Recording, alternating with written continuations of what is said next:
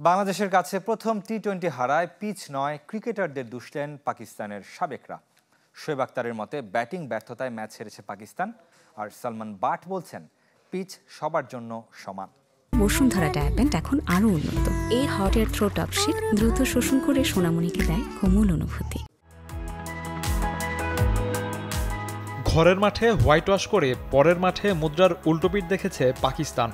বাংলাদেশের বিপক্ষে প্রথম ম্যাচেই ভরাডুবি, তাতেই পাকিস্তান কোচের কাঠগড়ায় মিরপুরের পিচ।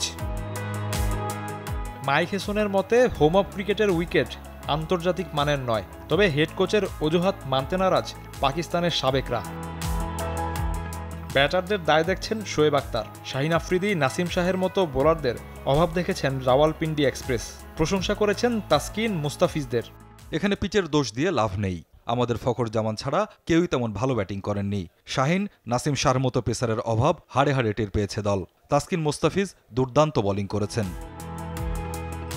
সালমান বাট বলছেন পিচ দুদলের জন্যই সমান। পাকিস্তানের রান আর একটু বেশি হলে ম্যাচের চিত্র অন্যরকম হতে পারত। নিজ দেশের ব্যাটারদের কল্পনার জগৎ থেকে বের হওয়ার পরামর্শ সাবেক অধিনায়কের। দেখুন, দুই দলের ব্যাটাররা একই পিচে খেলেছেন। কখনো বল টার্ন করবে, কখনো লো হবে, এটাই স্বাভাবিক। পাকিস্তান আর 40 রান বেশি করলে লড়াই করতে পারত। আমাদের ব্যাটারদের ফ্যান্টাসি থেকে বের হওয়া উচিত, তাহলে ধারাবাহিক হতে পারবে। সাবেক ক্রিকেটার বাসিত আলী, কামরান আকমলরাও দলের পারফরম্যান্সের সমালোচনা করেছেন।